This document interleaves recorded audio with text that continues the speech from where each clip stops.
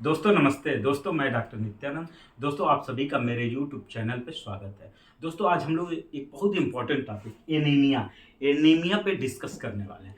दोस्तों एक मेरे फ्रेंड्स ने रिकमेंड किया था कि एनीमिया पे एक डिटेल्स वीडियो बनाया जाए। तो दोस्तों स्टार्ट करते हैं। एनीमिया है क्या? हमारे जो पेरिफेरल ब्लड होता है उसमें हीमोग्लोबिन कंसंट्रेशन में डिफिशियंसी आ जाती है। मींस हीमोग्लोबिन की कमी को ही हम लोग एनीमिया बोलते हैं। इसमें जो हमारा पेरिफेरल ब्लड होता है उसमें हीमोग्लोबिन की कमी हो जाती है। सिंपल सी बात है, उसको एनीमिया कहते हैं। ये पर्टिकुलर खुद कोई डिजीज नहीं है, कई सारी डिजीज की वजह से एनीमिया हमें हो सकता है। ये एक साइन होता है, एक लक्षण होता है जिससे हम लोग डिटरमाइन करते हैं कि इस व्यक्ति को क्या बीमारी हो सकती है। डायग्नोसिस से पता चलता है कि इस व्यक्ति को क्या क्या बीमारी हो सकती है। तो एनीमिया एक लक्षण है, एक साइन है कई सारी बीमारियों का। तो अब दोस्तों स्टार्ट करते हैं। एनीमिया की स्टडी जो हम लोग करते हैं, इसको दो भागों में क्लासिफाई करके इसकी स्टडी करते हैं। पहला जो क्लासिफिकेशन बनता है, पहला तो एटियोलॉजी ऑफ एनीमिया मीन्स जो खून की कमी है, हीमोग्लोबिन की बॉडी में जो कमी है, तो उसका कारण क्या है। इटियोलॉजी के बेस पे हम लोग पहला स्टडी करते हैं। दूसरी स्टडी करते हैं रेड सेल मार्फोलॉजी मीन्स जो आरबीसी का जो शेप होता है उसकी मार्फोलॉजी में, जो शेप में यदि कोई परिवर्तन हो रहा है तो उसकी वजह से तो एनीमिया नहीं, उसकी स्टडी, इसके अंतर्गत इस चीज की स्टडी करते हैं। तो दोस्तों एटियोलॉजी ऑफ एनीमिया में हम लोग देखते हैं एनीमिया, पहला देखते हैं anaemia due to blood loss means हमारे बॉडी में यदि खून की कमी हो रही है तो फिर हमें एनीमिया हो सकता है। मतलब किसी वजह से एकाएक खून की कमी होगी, सडन एकाएक खून की एक्यूट ब्लड लॉस हो गया तो क्या होगा, एनीमिया हो जाएगा, खून की कमी हो जाएगी। दूसरा, मतलब हम सिंपल लैंग्वेज में बताने की कोशिश कर रहे हैं, मीन्स हीमोग्लोबिन की डिफिशियंसी हो जाएगी। पहली चीज एकाएक ब्लड लॉस हुआ तो। दूसरा, यदि काफी दिन से, जैसे कोई व्यक्ति जा रहा है, एक्सीडेंट होगा, एक्सीडेंट तो क्या होगा, उसको सडन ब्लड लॉस हो गया तो उसे क्या होगा, उसकी बॉडी में खून की कमी हो जाएगी। सिंपल सी बात, हीमोग्लोबिन की कमी हो जाएगी। दूसरा, यदि कोई व्यक्ति है उसको काफी दिन से ब्लीडिंग हो रही है, जैसे पाइल्स हो गया या फिर मेनोरेजिया हो गया, मीन्स महिलाओं में पीरियड बहुत ज्यादा गिर रहा है, मेनोरेजिया हो गया, या मेट्रोरेजिया हो गया, मीन्स जल्दी जल्दी पीरियड आ जा रहा है, तो फिर क्या हो सकता है, क्रोनिक एनीमिया इसमें भी डेवलप कर सकता है। अब बात करेंगे हेमोलाइटिक एनीमिया क्या होता है। इसमें क्या होता है कि ब्लड सेल्स, जो आरबीसी का जो सेल्स होता है, आरबीसी जो होता है ब्रेक होने लगता है, टूटने लगता है, उसकी वजह से जो खून की कमी होती है या ब्लड की कमी होती है उसको बोलते हैं हेमोलाइटिक एनीमिया। अब तीसरा हम देखते हैं impaired RBC production means RBC का प्रोडक्शन ही इंपेयर हो रहा है, मतलब कम हो रहा है, तो फिर क्या हो सकता है, तब भी ब्लड की कमी हो सकती है। सिंपल सी बात है, यदि आरबीसी जो ब्लड सेल्स है, रेड ब्लड कार्पस्कल बोलते हैं इसको, यदि इसकी कमी हो रही है तो भी क्या होगा, एनीमिया हो सकता है। फिर anaemia due to uncertain aetiology, कुछ ऐसे भी कारण है जिसकी वजह से एनीमिया हो सकता है। जैसे एग्जांपल में बर्न, यानी कोई व्यक्ति जल गया तो क्या होगा, उसको खून की कमी हो जाएगी। या फिर आरए हो गया, मतलब रिमेटॉइड अर्थराइटिस हो गया, आरए, तो इसमें भी क्या होता है, खून की कमी हो जाती है। अब बात करेंगे दूसरा, रेड सेल्स मार्फोलॉजी, यदि उसका रेड सेल्स जो है मींस आरबीसी के मार्फोलॉजी में कोई प्रॉब्लम हुई तो फिर क्या हो सकता है कि उसको एनीमिया हो सकता है। तो हम उससे पहले हमको आरबीसी को समझना पड़ेगा कि आरबीसी का नॉर्मल जो शेप होता है, किस तरह का आरबीसी होता है। ये डंबल शेप में होता है, ये आरबीसी हो गया, ये डंबल शेप, इस तरह आरबीसी का एक नॉर्मल पिक होता है। यदि इसका साइज कम हो गया मींस ए, फिर ए, तो इसको बोलते हैं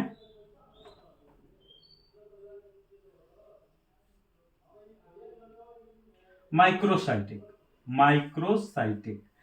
मीन्स आरबीसी का जो माइक्रो मीन्स छोटा, इसका जो सेल्स है नॉर्मल सेल्स से छोटा हो गया तो माइक्रोसाइटिक, ये हो गया नॉर्मल। और यही अगर इस यहीं पे सेम जो साइज है,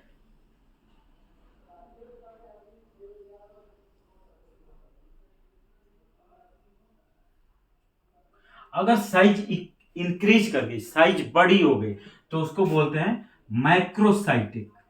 मींस आरबीसी की साइज क्या हुआ, बढ़ गया, इंक्रीज कर गया। तो तीन कंडीशन होता है आरबीसी के साइज में, ये तीन कंडीशन हो सकता है, या तो उसकी साइज डिक्रीज कर सकती है, या फिर नॉर्मल रह सकती है, या फिर इंक्रीज कर सकती है। अगर कम हो रही है तो माइक्रोसाइटिक, इंक्रीज हो रही है तो मैक्रोसाइटिक, यदि नॉर्मल है तो नॉर्मोसाइटिक। Normocytic anaemia. अब बात करेंगे, एक एक करके बात करते हैं। यदि आरबीसी की जो साइज है वो सेम है, जो शेप है सेम है, size and shape normal, size and shape normal है, बट एनीमिया है दिख रहा है, तो एक कब हो सकता है, एक्यूट ब्लड लॉस, जो हमने बताया एकाएक सडन हेमरेज हो गया, व्यक्ति का एकाएक एक्सीडेंट हुआ, उसका ब्लड लॉस कर गया, तो उसका जब हम लोग ब्लड देखते हैं, एनीमिया मिल गया, एनीमिया मिलने के बाद जब हम उसके सेल्स की माइक्रोस्कोपिक स्टडी करते हैं, माइक्रोस्कोप से स्टडी करते हैं, तो देखते हैं कि इसके आरबीसी में कोई प्रॉब्लम नहीं, आरबीसी जो है नॉर्मल है। क्यों? क्योंकि उसको कोई बीमारी तो है नहीं, उसको क्या हुआ कि एक्सीडेंट हो गया तो ब्लड लॉस हो गया, तो एक्यूट ब्लड लॉस हो रहा है, तो फिर क्या होगा, नॉर्मोसाइटिक होगा, सिंपल सी बात है। यदि लीवर डिजीज है तो भी नॉर्मोसाइटिक होगा। एनीमिया इन इन्फेक्शन, यदि इन्फेक्शन की वजह से है तो भी नॉर्मोसाइटिक एनीमिया होगा। बट माइक्रोसाइटिक एनीमिया कब होगा, इसमें दो तरह की, एक होता है मेगैलोब्लास्टिक एनीमिया। मेगैलोब्लास्टिक एनीमिया में सेल की साइज इंक्रीज कर जाती है, बहुत इंपॉर्टेंट, यहां से क्वेश्चन भी राइज होता है। एक क्या होता है मेगालोब्लास्टिक एनीमिया, कब होता है, vitamin B 12 and folic acid की डिफिशियंसी से। बहुत इंपॉर्टेंट क्वेश्चन भी यहां से राइज होता है, मेगालोब्लास्टिक एनीमिया का कारण क्या होता है, बी 12 एंड फोलिक एसिड की डिफिशियंसी से मेगालोब्लास्टिक एनीमिया होता है। कई बार क्वेश्चन पूछा भी है एग्जाम में। अब बात करेंगे यहीं पे नॉन मेगालोब्लास्टिक एनीमिया, ये क्या होता है, ये भी लीवर डिजीज में होता है और माइक्सोडिमा में होता है।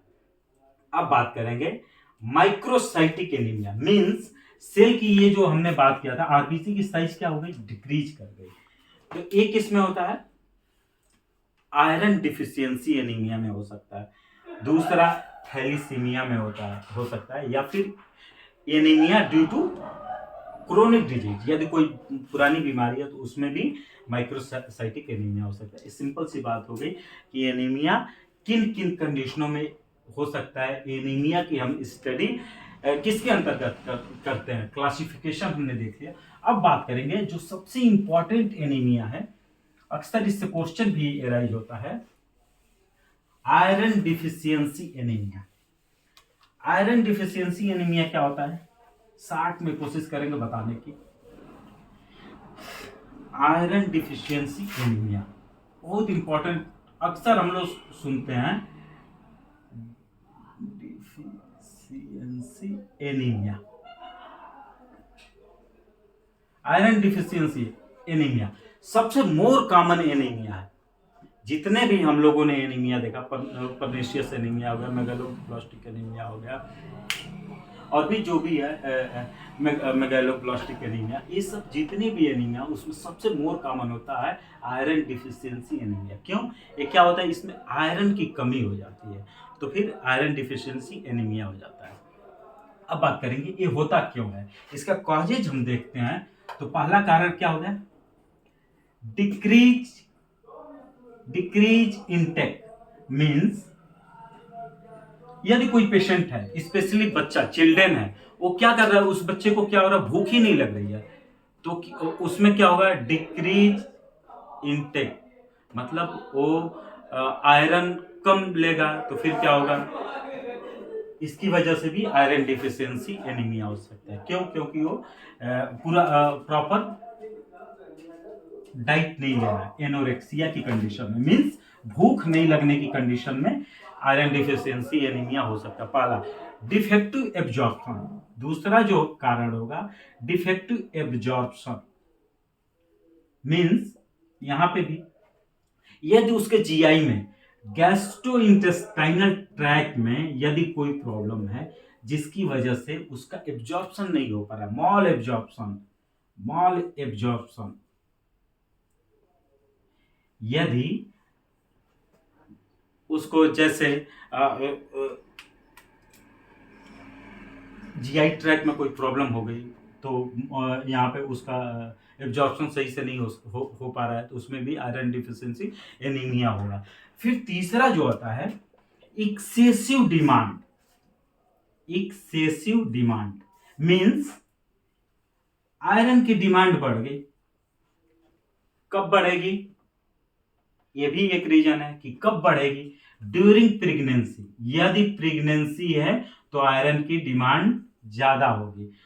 ग्रोइंग चिल्ड्रेन, जब बच्चा ग्रोथ करता है उस समय आयरन की डिमांड ज्यादा होगी, चिल्ड्रेन। तीसरा वहीं पे देखते हैं फिर कब डिमांड हो सकती है, ड्यूरिंग लैक्टेशन, मीन्स जब बच्चा दूध पिएगा मां का तब भी ड्यूरिंग लैक्टेशन तब भी क्या होगा, डिमांड बढ़ जाएगी, डिमांड ज्यादा होगी। फिर वहीं पे एक और देखते हैं, और कब आयरन डिफिशियंसी एनीमिया होगी, एक एक्सेसिव डिमांड, और फिर वहीं पे देखते हैं एक्सेसिव लॉस, मीन्स अगर लॉस हो गया, ब्लड का लॉस हो गया तो भी हो सकता है, जैसे ब्लीडिंग पाइल्स, उसको पाइल्स है जिसकी वजह से ब्लड लॉस हो रहा है। मेनोरेजिया, ब्लीडिंग ज्यादा हो रही है, महिलाओं को पीरियड में ब्लीडिंग बहुत ही हैवी ब्लीडिंग हो रही है, उसमें भी इसकी आयरन डिफिशियंसी एनीमिया हो सकता है। तो कोई किसी वजह से उसका ब्लड लॉस हो रहा है बॉडी से, तो उसमें आयरन डिफिशियंसी एनीमिया हो सकता है। अच्छा, एक और होता है हुक वर्म, एक वर्म होता है hook worm, warm, hook warm, इसकी वजह से भी क्या होता है, आयरन डिफिशियंसी एनीमिया हो सकता है।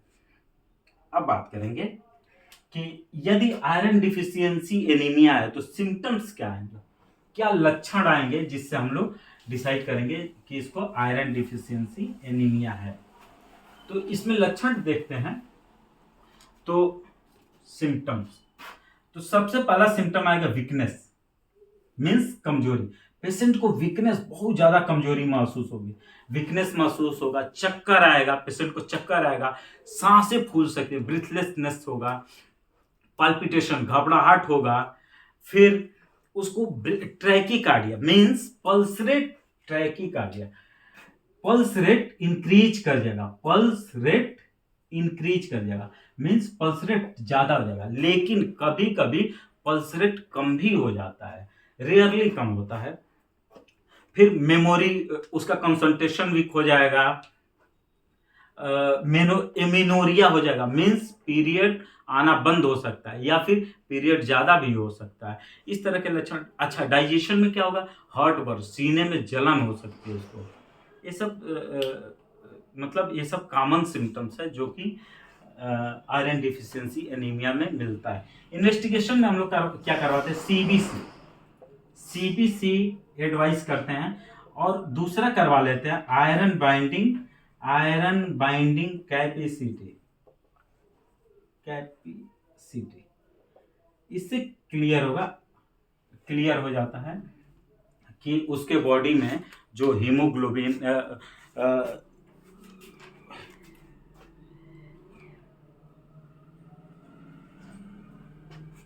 आयरन बाइंडिंग कैपेसिटी और सीरम आयरन, ये टेस्ट जब करवा लेते हैं तो क्लियर हो जाता है कि उसको आयरन की डिफिशियंसी है या नहीं है। ये सिंपल सा टेस्ट हो गया। अब बात करेंगे कि यदि आयरन डिफिशियंसी एनीमिया है तो कौन सी ऐसी होम्योपैथी मेडिसिन है जो बहुत इफेक्टिवली वर्क करती है, जो मैं खुद फ्रिक्वेंटली प्रिस्क्राइब करता हूँ। यदि हम कॉजेज को ध्यान देंगे तो काफ़ी हद तक हम मतलब रिच कर जाते हैं कि कौन होम्योपैथी में कौन सी बहुत ही इफेक्टिव मेडिसिन है। पहली जो मेडिसिन है आर्सेनिक एल्बम 30, आर्सेनिक एल 30, इसको 4 गोली 3 बार 4 ग्लोबुल्स इनटू 3 टाइम। ये कब देना है? यदि पेशेंट को मलेरिया होने के बाद, मीन्स मलेरिया फीवर होने के बाद यदि व्यक्ति को हीमोग्लोबिन की कमी है, मीन्स एनीमिया है, तो उसमें बहुत ही इफेक्टिव काम करती है मलेरिया फीवर के बाद। यदि एनीमिया है तो उसमें इफेक्टिव वर्क करती है। इसमें सिम्टम्स, होम्योपैथी में सिम्टम्स बहुत महत्वपूर्ण होते हैं। मैं कई बार बोल चुका हूँ, हर वीडियो में बताता हूँ कि सिर्फ ये नहीं है कि एनीमिया है तो मैंने बता दिया कि आर्सेनिक एल्बम दे देंगे सारे पेशेंट को आर्सेनिक एल्बम, नहीं। कब देंगे? जब पेशेंट को प्यास जो रहेगी, थोड़ा थोड़ा पानी जल्दी जल्दी पिएगा, व्यक्ति बहुत ही बेचैन रहेगा, रेस्टलेसनेस रहेगा, उसको एंजाइटी ज्यादा रहेगी, तो क्या करेंगे? आर्सेनिक एल्बम 30 बहुत इफेक्टिव वर्क करती है। दूसरी मेडिसिन है चाइना 30। चाइना 30 भी बहुत फ्रिक्वेंटली यूज किया जाता है। 4 गोली 3 बार देना है। ये कब देना है?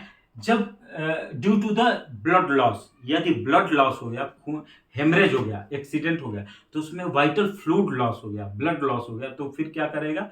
उसमें चाइना बहुत ही इफेक्टिवली वर्क करती है, anaemia due to blood loss.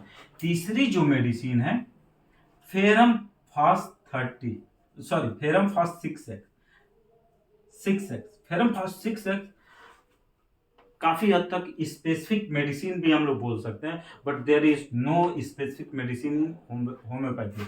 इसमें भी सिम्टम्स बहुत इंपॉर्टेंट होते हैं। यदि पेशेंट को कॉन्स्टिपेशन है, मीन्स लाइटिंग कड़ी हो रही है, साथ ही साथ यदि आयरन डिफिशियंसी एनीमिया, तो उसमें बहुत ही फेरम फास्ट 6x बहुत ही इफेक्टिव वर्क करती है। फिर एक मेडिसिन है लेसीथीनम 3x, लेसीथीनम 3x। इसको क्या किया जाता है? 2 टैबलेट 3 टाइम, 2 टैप 3 टाइम। यहाँ पे क्या किया जाता है? 4 टैप, 1 2 3 1 2 3 4 1 2 3 4 फेरम फास्ट 4 टैबलेट इसको चूस के खाना है, सुबह दोपहर शाम। लेसिथिन क्या करता है? लास्ट इसमें क्या होता है? मसल्स जो होता है वो लॉस होने लगता है, मसल धीरे धीरे मसल्स का क्षय होने लगता है, और इसमें आरबीसी काउंट जो होता है, मतलब एनीमिया, अगर एनीमिया है और बहुत ही व्यक्ति कमजोर दिख रहा है, तो उसमें बहुत ही ये भी इफेक्टिव वर्क करती है लेसिथिन 3x। अब बात करेंगे कुछ टिप्स मैनेजमेंट। यदि किसी को क्या सिर्फ मेडिसिन ही दिया जाए? नहीं, मेडिसिन के साथ साथ कुछ उसको पेशेंट को एडवाइस भी करना चाहिए कि वो क्या खाए। पेशेंट को एडवाइस करना चाहिए एग ले, फिश ले, चिकन ले, बट कुछ पेशेंट बोलते हैं कि हम नॉनवेज नहीं खाते, उनके लिए वेज, ग्रीन वेजिटेबल्स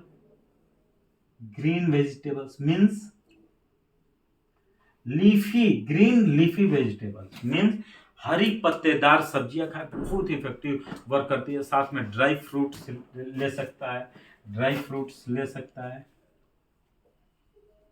इसमें प्रचुर मात्रा में आयरन होता है। ये खिलाएं और ये एडवाइस करें, मुझे लगता है कि बहुत ही इफेक्टिव वर्क करती है होम्योपैथी। अगर एनीमिया है और होम्योपैथिक में बहुत इफेक्टिव मेडिसिन है आती हैं। बस ये है, सबसे इम्पोर्टेंट है कि सिम्टम मैच हो। अभी मेरे माइंड में एक मेडिसिन और आ गई, नेक्ट्राम्यूर। मैं तो फ्रिक्वेंटली नेक्ट्राम्यूर भी यूज करता हूँ। नेक्ट्राम्यूर कब देता हूँ? यदि पेशेंट जो है ड्यू टू किसी ग्रीफ की वजह से, उसको कोई सदमा लग गया, दुख हो, उसको कोई दुख है, कोई ऐसी घटना घटी है जिसकी वजह से वो बहुत दुखी रह रहा है, अकेले रहना चाहता है,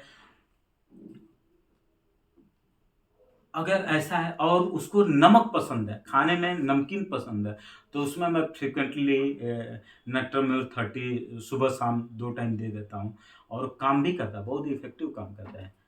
थैंक यू। यदि मेरा चैनल पसंद आए तो कृपया लाइक करें, सब्सक्राइब करें और दोस्तों में शेयर करें। Thank you.